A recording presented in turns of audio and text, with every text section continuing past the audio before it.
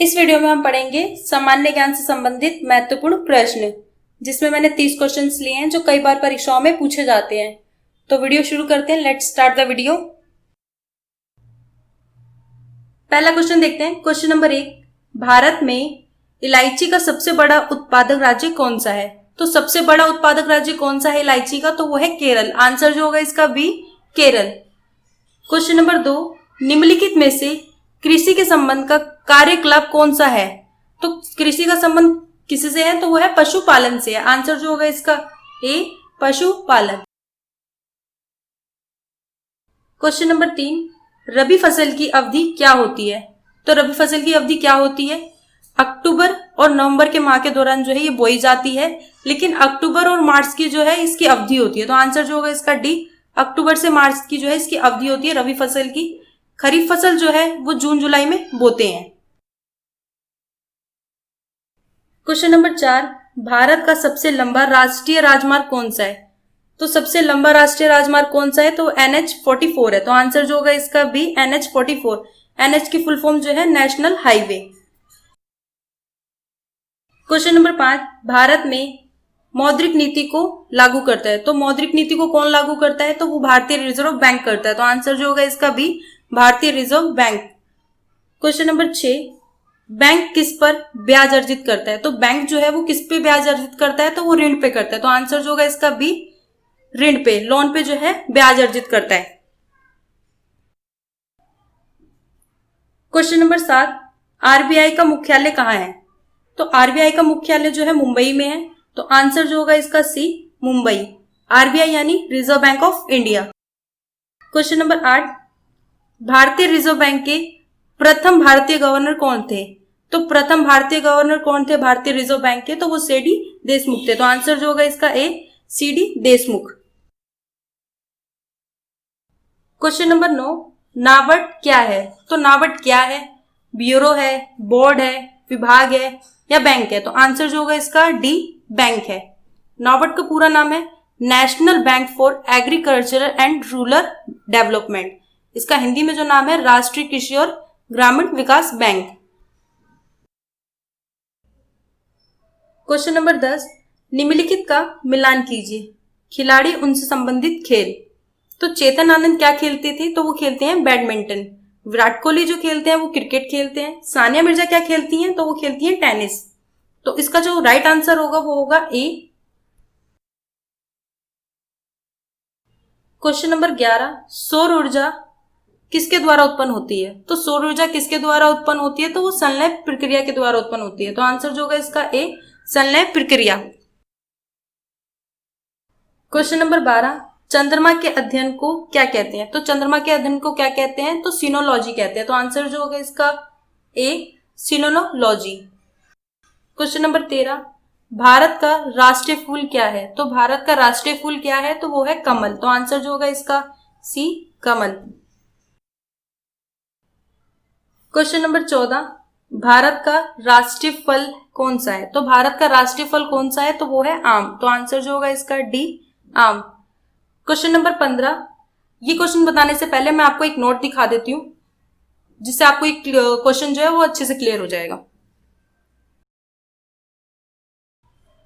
Question देखने से पहले एक बार हम इस नोट को समझ लेते हैं कि भारतीय संविधान में वर्तमान समय में 448 अनुच्छेद तथा 12 अनुसूचियां हैं और ये 25 भागों में विभाजित है।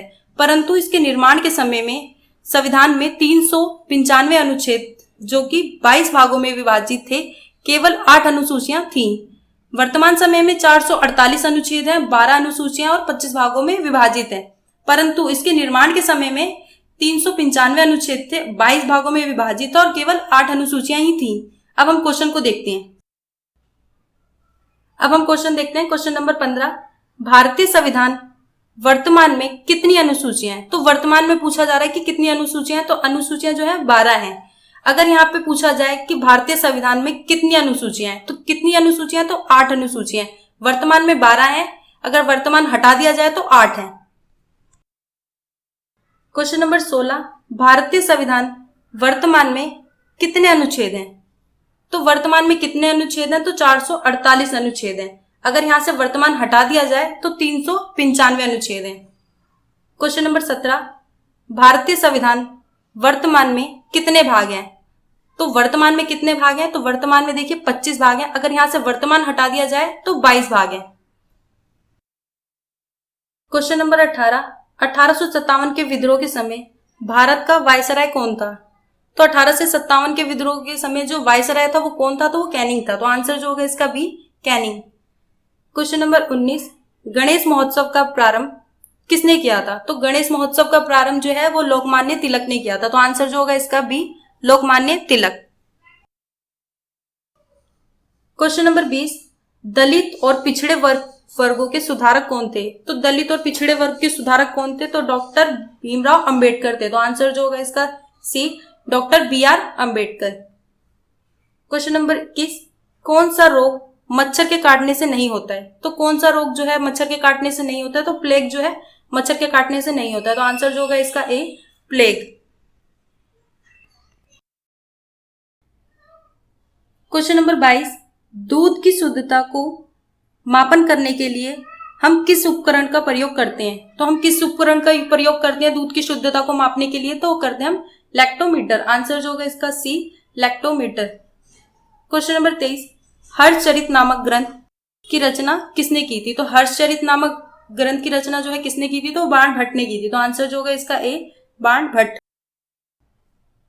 क्वेश्चन नंबर 24, मानव खोपड़ी में कितनी हड्डियां होती हैं? तो मानव खोपड़ी में कितनी हड्डियां होती हैं? तो 28 हड्डियां होती है। तो आंसर जो होगा इसका बी, 28 हड्डियां। क्वेश्चन नंबर 25, भारत में वोट देने की न्यूनतम आयु कितनी होनी चाहिए? तो वोट देने के लिए कितनी आयु होनी चाहिए? तो 18 वर्ष होनी चाहिए। तो आंसर जो होगा इसका डी, 18 वर्ष। क्वेश्चन नंबर 26, मुख्य चुनाव आयुक्त का कार्यकाल कितने समय के लिए होता है? तो मुख्य चुनाव आयुक्त का कार्यकाल कितने समय के लिए होता है?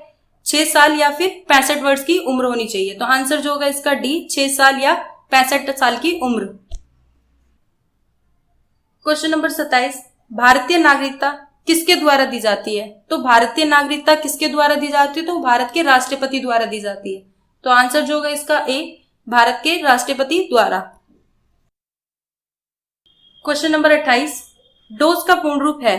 तो डोज का पूर्ण रूप क्या है? तो वो है डिस्क ऑपरेटिंग सिस्टम है। तो आंसर जो होगा इसका D, disk operating system.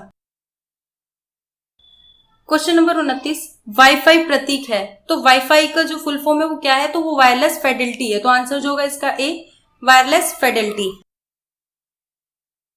Question number 30, Bluetooth किस तकनीक पर काम करता है? तो ब्लूटूथ जो है वो किस तकनीक पे काम करता है? तो वो रेडियो फ्रिक्वेंसी पे काम करता है। तो आंसर जो होगा इसका बी, रेडियो फ्रिक्वेंसी।